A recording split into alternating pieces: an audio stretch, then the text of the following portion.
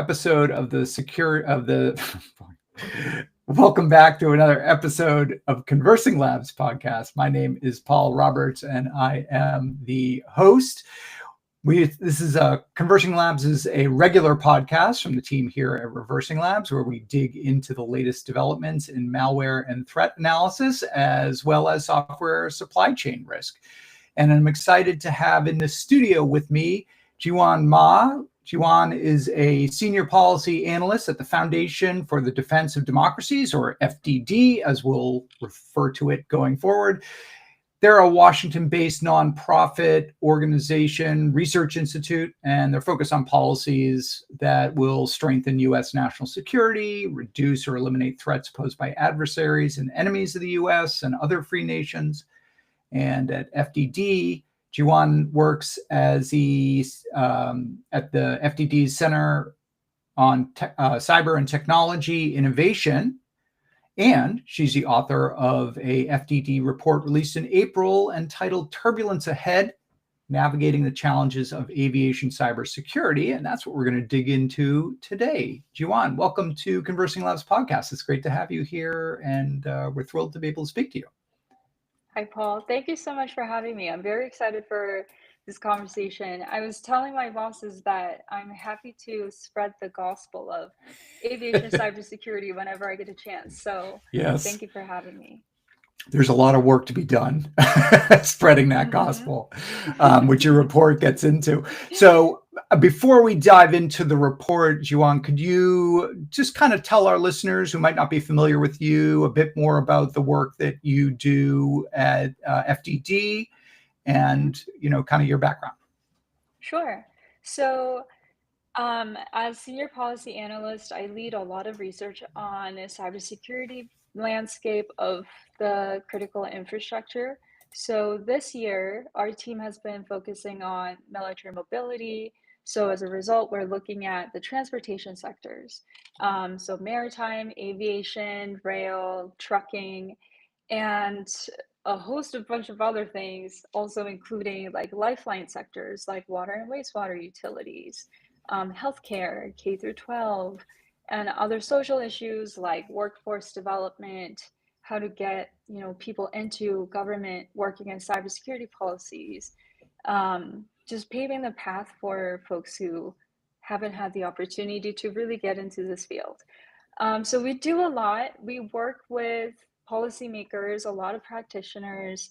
We also have like a technical wing of our center, and Dr. George Shea leads the effort, and it's been incredible just to be able to tap her and say, hey, I really need to understand how GPS systems work. Do you have 15 minutes? And she breaks it down so well. And I always say one of her best talents is that she does it in a way that does not make you feel stupid, and also walk away from that having a good conversation. So we do a lot of the cross-sector research and also just examining the technical aspects as in addition to the policy work. So that kind of highlights the work that we do at CCTI, which the acronym you can use, which is easier to say than our center's name. FDDCCTI, is that what you're referring to? Yeah, exactly. Okay. It's a lot of letters. Just to throw another acronym out there, one of the other things that you do at FDD is contribute to the CSC 2.0. That's a Cyberspace Solarium Commission, really interesting kind of federally backed program. Talk just a little bit about the work that you do with CSC, the Cyberspace Solarium Commission. Sure. So my boss, Mike Montgomery, used to be the executive director for the Cyberspace Solarium Commission when they were, active. And once that commission sunset, they wanted to preserve the work that they've been doing. They issued a report that contained about 80 recommendations, just improving cybersecurity policies all around. There are a lot of sectors that, touch this. And also they published additional white papers. So pertaining to, certain topics like disinformation, supply chain, workforce, etc. So As a result, we're basically continuing, I guess, this momentum that the Solarium Commission created, and it's fantastic. I mean, maybe I'm a little biased, but they've had about, I like to call 85% success rate in getting policy implemented at a certain level in some degree. And I know that's very, very challenging to do in the policy world. So it's been very, very motivating. Oftentimes when cybersecurity can be very disheartening to see, especially in the policy realm. So we're tracking the implementation of the recommendations. So if this year actually marks the fifth and the final year of the CSC 2.0 assessment reports that we've been publishing. We do want to continue working on the Solarium Commission's work, but yeah, I share with mixed feelings that this will be our final assessment report, but the work doesn't stop there because there's plenty to do, as you know. So it's an incredible mission. Happy to be part of it. Yeah, and a lot of really interesting recommendations, and I felt like forward-looking recommendations came out of that Cyberspace Solarium Commission. Okay, so let's talk about the Turbulence report, Turbulence Ahead. This is the report you released in April that you were the author of on cybersecurity threats to the aviation industry that we all rely on. What brought this about? What got you looking into threats and risks in the aviation industry, cyber risks in the aviation industry? Sure. So about a year and a half ago, I actually authored a report on maritime. So something very similar to our aviation report. And we began that with the thought of focusing on military mobility. So looking at logistics, how do we project power, but also how do we utilize civilian infrastructure? So these dual use infrastructure to do that while protecting civilians, moving goods and people, and also projecting power. So that was the motivation for our military mobility projects, and aviation is certainly part of that. I think that originally we were looking at avionics cybersecurity. We said we can't have planes falling out of the sky because of a cyber attack. That would be terrifying. And then as we dug into that, we realized this is maybe less serious of an issue compared to what the national airspace is going through right now. I know there are a lot of traffic delays, a lot of cancellations, a lot of near misses, and oftentimes it has to do with something related to cybersecurity or technology. So we thought, hey, maybe the practitioners looking at avionics, cybersecurity, and security could be, better people to handle that. And let's deal with these policy issues, provide recommendations for folks to, really change the landscape so our air travel gets a little bit more safe. Oh, I'm sorry, Paul. I think you might be muted. I was. That diagnosis was correct. The difference being, the avionics focused stuff is really like security researchers like Chris Roberts and stuff digging into the deployment of, let's say, the entertainment system for the cabin versus the cockpit systems that control the flight and of the plane, and looking at risks that exist in the way those, either in the software itself or how it's deployed. And there have been a lot of reports going back more than a decade kind of highlighting some real risks there. But as you're saying, those are pretty relatively obscure risks or problems, and not really causing the types of disruptions that we're seeing on a day-to-day basis. Yeah, and I think that aviation engineers, software engineers do a fantastic job, especially when thinking about airworthiness. So I felt more confident in their abilities to keep us secure. And as we were looking, I found a lot of sort of like fragmented oversight. There's like insufficient funding. While there is a lot of funding, there is insufficient funding for modernization of cybersecurity. And there's this workforce shortage, both for like airport security, but also Mm-hmm. people who are modernizing and dealing with the cybersecurity issues. So frankly, the industry is really struggling to keep pace with just the evolving threats, and that gap between, the importance and the protection is sort of what really motivated this report. So one of the findings that you had, or one of the data points you called out, was that aviation broadly, so this could be airports or suppliers to airlines, were increasingly targeted by ransomware. I think you said that the increase was 600% in 2023, and that was from an executive at Boeing. And that the aviation industry is basically experiencing some of the same things that other industries are, which is more ransomware attacks, more cyber criminal attacks. Is there any indication that it is being singled out either by cyber criminals or state actors, that it is particularly highly targeted, or is this just kind of, we're seeing the same thing in aviation that we're seeing kind of across the economy? Yeah, I think it's more of the latter. I wouldn't say ransomware is necessarily like the single biggest threat. It certainly is, and I don't want to undermine that.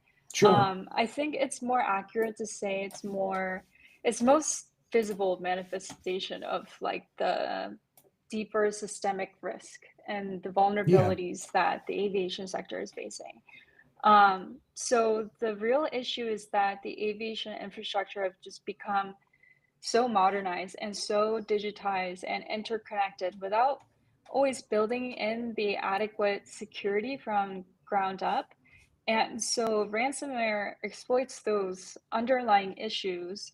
And we have seen a lot of nation state actors target supply chain and other, sophisticated threats. So I think the Boeing statistics really highlights how attractive the aviation industry has become as a target. But the fundamental challenge is really building that cybersecurity, the resilience across the threat landscape. Yeah.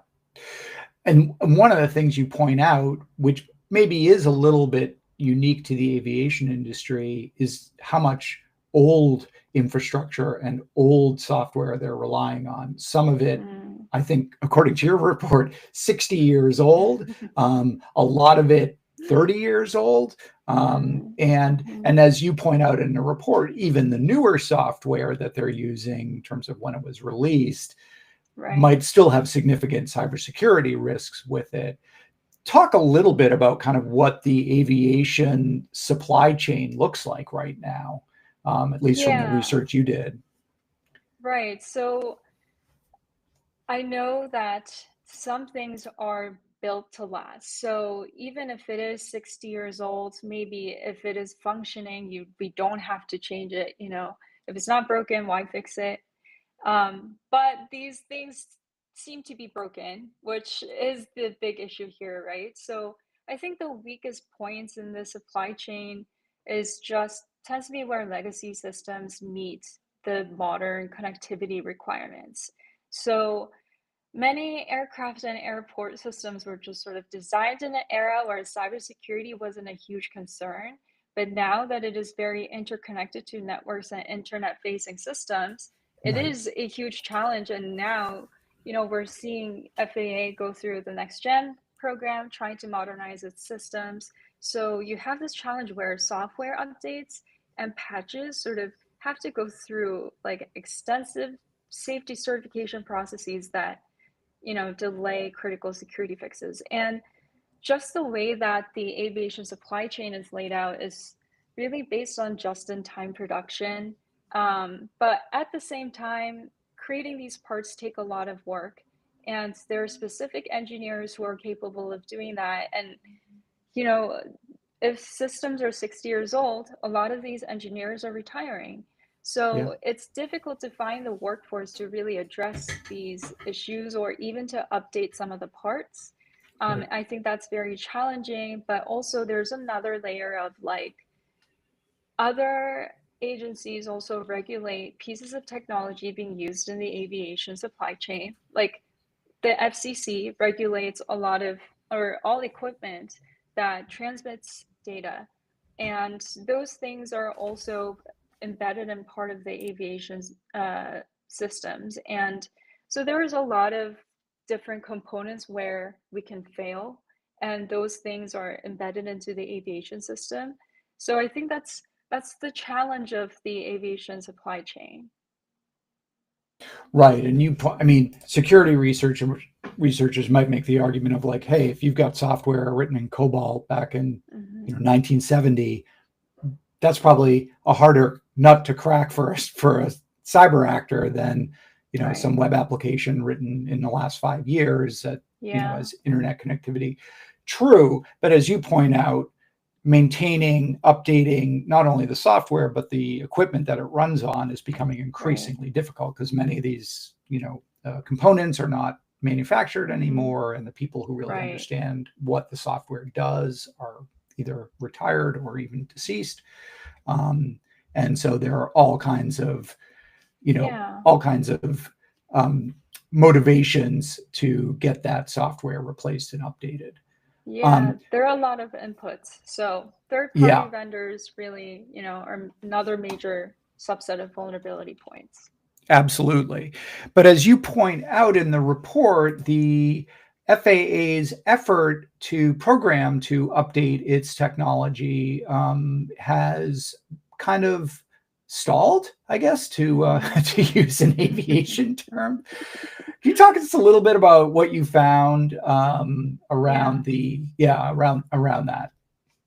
Yeah, so just to give listeners a little bit of a background, the FAA has launched a project called NextGen, and it is to modernize the aviation systems.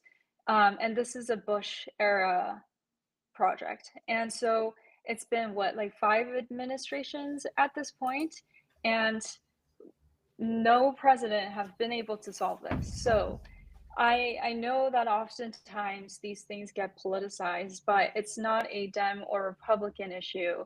It's just a security issue.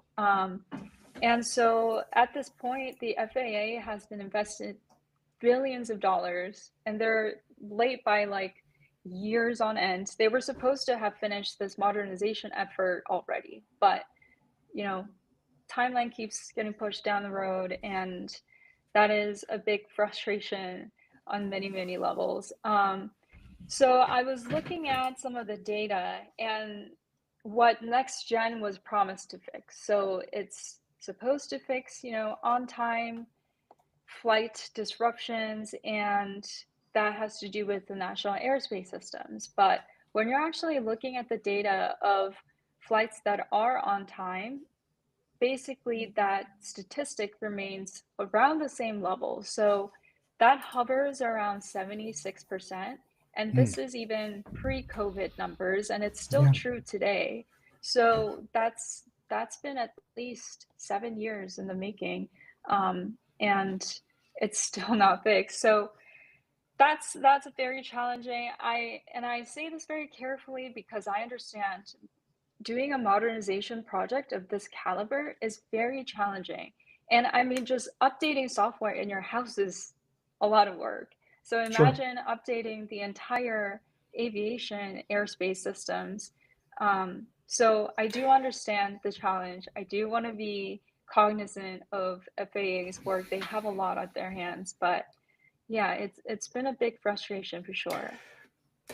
Yes, and given a decade and a half and tens of billions of dollars, like, oops, Mm-hmm. sorry, you'd think, right? Like this is a Yeah, problem that should be solved. I mean, yeah, manufacturers and large corporations do these types of tech right, renewals right. all the time, and I doubt very much they're being told, well, the timeline on that is about 15 years. It's just like they would Right, be like, wait, right. what? No, we need Yeah, it that done would in not be okay. yeah. Yeah, that would not be okay in the private We need it sector done in for a year. sure. We need it done in 2 years. Like, so I think one of the other interesting things that I picked up in your report is, one of the problems with this next gen program is because its roots are back, again, 3 or 4 administrations ago, the GW Bush administration, the kind of early 2000s, cybersecurity was actually not necessarily a focus of next gen in terms of it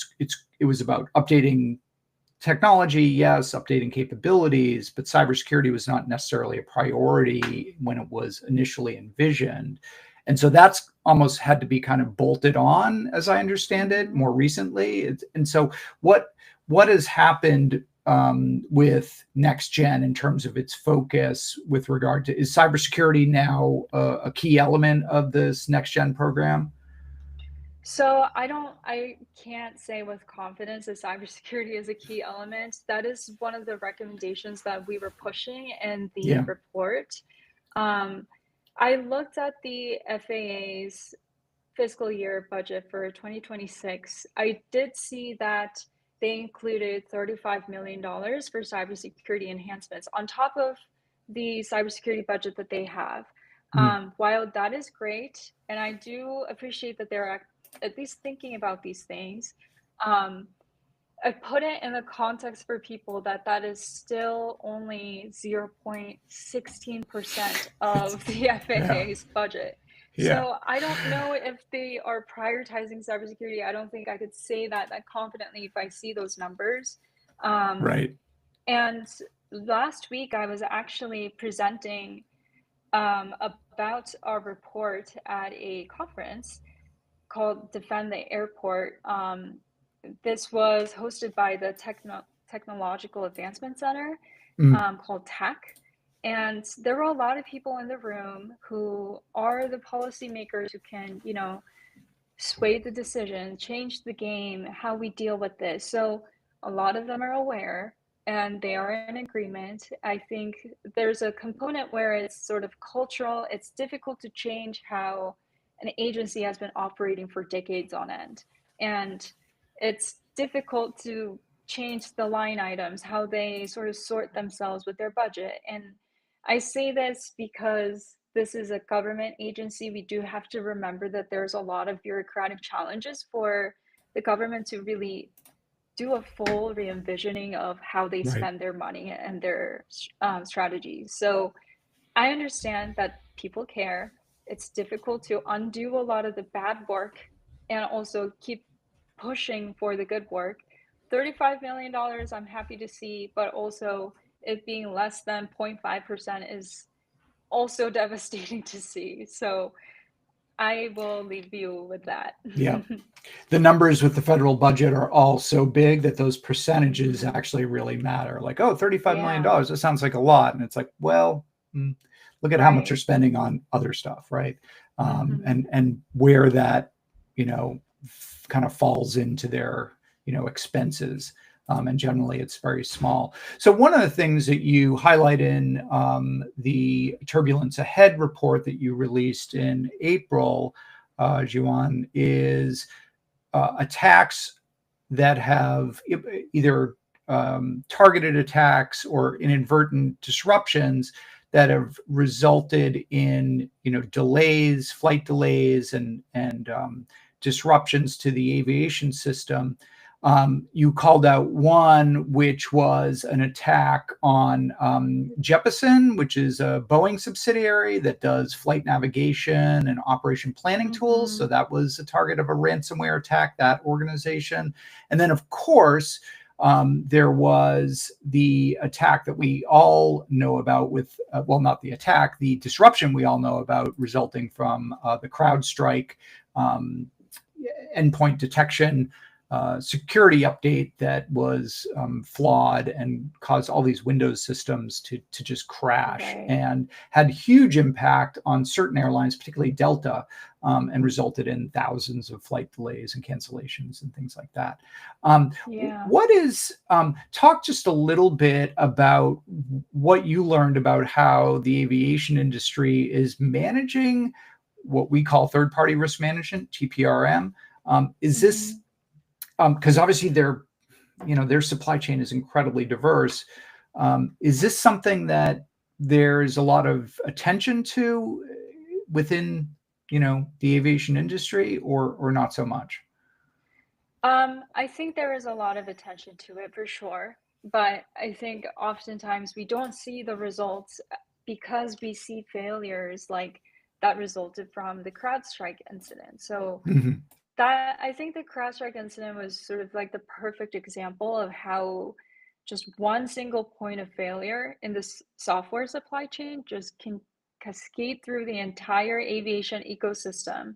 Even though it wasn't a malicious attack, it just demonstrated how dependent the industry is on third-party software providers and how quickly operational disruptions can take place. And I think this was like a very wake-up call moment for airlines. I think they do have a very significant third-party risk management problem. The industry has just evolved to rely heavily on specialized contractors and vendors for critical functions, from like software development to maintenance to security services. But I think the cybersecurity governance and the oversight of these relationships often hasn't kept pace with that Yeah. operational dependency. Right. So I think also what makes it very particularly challenging is in aviation is the complexity of this regulatory environment. I know I mentioned earlier about FCC, how it regulates some of the equipment that's being used, but you also have the FAA safety regulations, you have the TSA security requirements, and various cybersecurity frameworks that they have to follow. And there are specific ones for third party contractors to meet as well.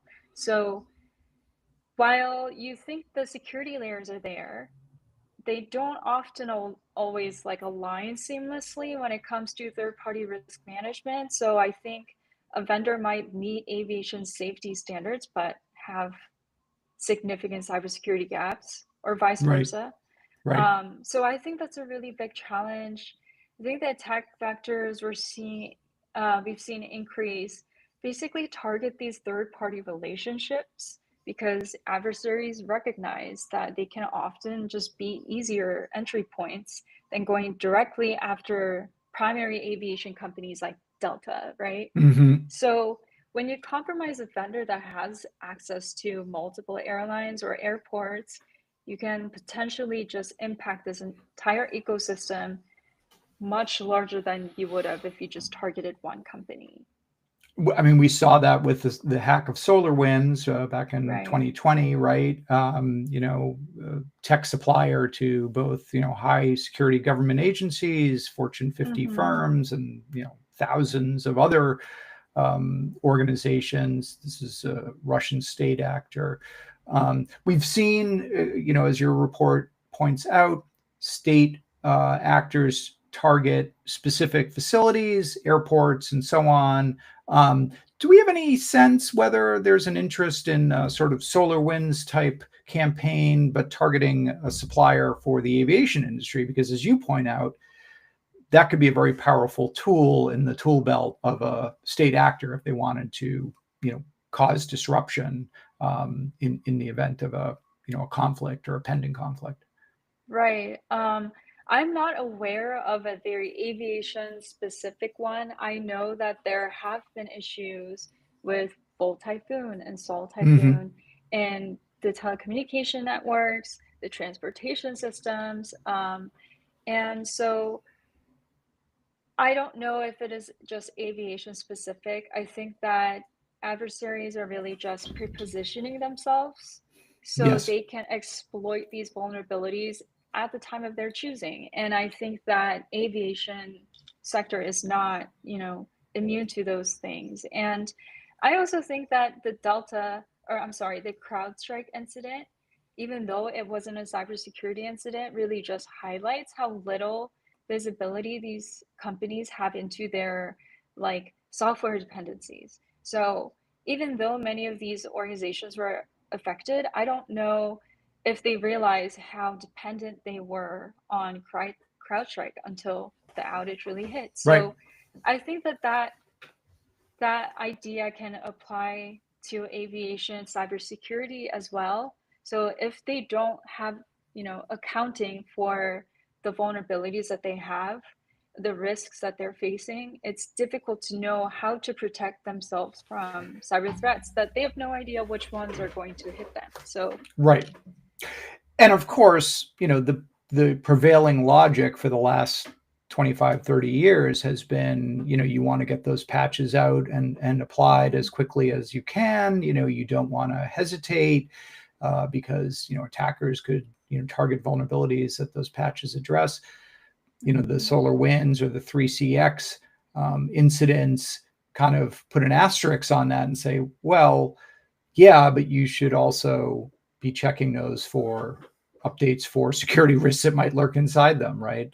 Backdoors and things like that. And that just adds a layer of, that's something that ConversingLabs is very focused on helping people do, but it is, it is a little bit counterintuitive to say, yeah, don't rush that patch out because it could actually introduce a bigger problem than it fixes. Yeah, that's right. Yeah. The point you make as well about just these overlapping jurisdictions, TSA, FAA, FCC, DHS, is there any, and the vendors themselves, the airlines, the aircraft manufacturers and their suppliers are really kind of burdened by these, or kind of, really being impeded by all these overlapping regulations and don't have a strong sense of, are we compliant or are we not? So they're raising alarms about this. Any effort underway to harmonize or simplify the responsibility and the enforcement of security protocols around aviation? So I don't believe there is an effort being taken for harmonization, but I have heard from industry that TSA has really stepped up in how they think about working with the industry. So they are approaching it so that industry can really work with them and create regulations that actually work in real life and have practical use. So we're not trying to make cybersecurity a more challenging thing for industry to meet in terms of standards. It's more like, how should we think about cybersecurity in the context of your systems, and how is it helpful for you to stay safe, and how could we provide that oversight and the safety guardrails so that you can continue doing your business, so you can continue serving people and helping and working with the government to project power when needed. So I know that TSA has been very cognizant about how they approach security standards, not even just in aviation, but elsewhere for their transportation and rail, whatever right, sectors that they're looking at. So I think one of the recommendations we made was to harmonize these standards. And again, it's easy for me to say that from where I'm sitting, but it's difficult when you understand that TSA is really focused on like the physical safety of airports, and FAA is concerned with like the regulations of the safety of like the avionics and the avionics systems. So yeah, I don't think there is an effort to streamline the things at the moment, but the thought is there. They're trying to be more thoughtful about it. So I think that's a first step.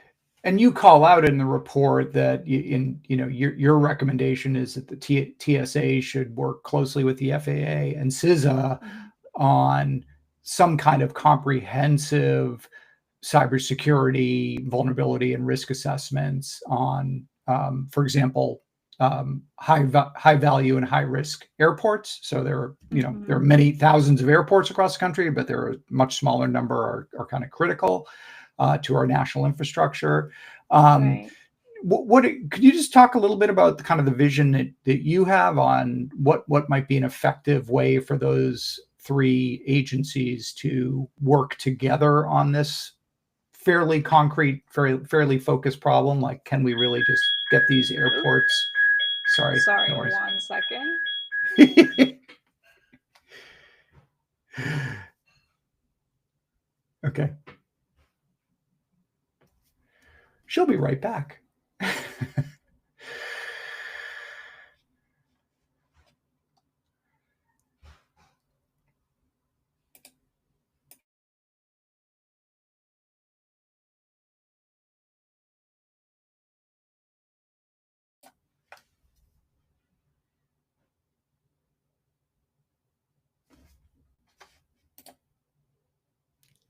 Sorry about No worries. that. We No literally worries. talked about this earlier before we started recording, so that's hilarious that happened. Anyways, Yeah. so yeah, let me go back and talk about the TSA FAA CISA collaboration. So I think that recommendation is really just about creating a more holistic approach to cybersecurity risk assessment. So right now, you have TSA focused on transportation security, FAA is focused on aviation security, CISA is focused on critical infrastructure protection, but cyber threats don't necessarily fall into into these three buckets, right? Right. So they don't respect those organizational boundaries, so we shouldn't either. So by conducting this joint comprehensive assessment, they are able to get a complete picture of how cybersecurity vulnerabilities might affect both the safety and the security operations. And what we mean by high impact airports is often the ones that are heavily used for dual use. So, whether the military needs it for power projection, moving equipment, personnel, but also hubs that people really rely on to just travel. Um, and I think for software supply chain security specifically, this would mean evaluating not just whether software meets like individual agency requirements, but how software dependencies and third-party relationships create this systemic risk across the aviation ecosystem. So these assessments could really also just be helpful to find those and identify the common vulnerabilities across multiple airports and just develop some sort of standardized approaches to software supply chain risk management that could be scaled industry-wide. And I just don't think that we have insights to what vulnerabilities that we're dealing with right now. And I think that is a big step forward to just take accounting of all the issues that we're dealing with. And that was the primary focus of this recommendation. Sure. And we know that there are efforts in the sort of broader federal sector to have more transparency and accountability around software. I mean, the CISA's guidelines around software bills of material and things like that, so that government agencies can have an idea of kind of what's in the software that they're getting from suppliers. But obviously that's that's a much different problem in the aviation sector than it is in just your general kind of enterprise environment. Yeah. Yeah. Is it your sense that some of the the big players in the aviation industry are obviously private sector firms, from manufacturing through to software support? Any sense that they are upping their game and changing their behavior to address some of these supply chain risks and cyber risks, that have been called out? I think it's mixed. I think major airlines and airport operators have made significant investment in cybersecurity capabilities, especially after like high profile incidents. But um, I don't know. I can't say that with confidence when we see that FAA is investing so little on cybersecurity enhancements, Yeah. and I think I do want to give credit to a lot of the airport operators and people who are working on the ground, because they do work very efficiently with their law enforcement agencies when incidents strike. But there is still significant disparity in cybersecurity maturity across the industry. Mhm. So, smaller regional airports and airlines often lack the resources for comprehensive cybersecurity programs that just Right. creates vulnerabilities that can affect Right. the broader ecosystem. So I think that's challenging. I think the industry has also just made progress in collaborating initiatives, like sector-specific information sharing with and aviation, ISAC, the Information Sharing Analysis Center. They are one of the players, but to be a member of the aviation ISAC, you do have to pay, which means that smaller airports can't afford $14,000 to be part of this threat intelligence information sharing community. So there are some joint threat intelligence efforts happening. I think industry is definitely talking to each other. They're trying to do coordinated response planning, but I think we need more standardization, coordination. Like, I think that I think TSA, FAA, CISA all have to sort of show and like lead with the fact that they're role models of trying to do cybersecurity better for really the industry to follow suit. Yeah. Okay, so two more questions. Is that okay? Mm-hmm. So obviously, I'm interested in what response you got after the report came out in April. Did you hear from any, entities within the aviation industry or on the federal side about, the conclusions and the recommendations that you have for your report? And maybe actually just, if you could give us just a high level view of some of the recommendations that the report had. Sure. So I would say I think people tend to be nice, especially when they disagree. So I haven't heard a lot of negative feedback or pushback, really. I think that there have been questions of why didn't you include X and why didn't you include Y? Yeah. But I think that when I've talked to private sector industry members looking at the cybersecurity challenges of aviation, they were very happy to see that we were talking about the regulatory needs, the oversight needs. So the cybersecurity vendors are aware and they are supportive. I think this report could have been very difficult to, I guess, face if you were a TSA or FAA person. But I think they do acknowledge the fact that there's more work that needs to be done. And I do appreciate that they didn't take it personally. It's not an attack. I do just want things to be better and safer for Americans. And it was good that people weren't in disagreement that there are issues, because that I really think is this first step that we can take to start addressing these issues. So I think the overall high level picture of the recommendations we've made were recognizing that it's expensive to fix cybersecurity. So we need to provide smaller airports help in order to do this. We can't just tell them, hey, go fix all of your issues.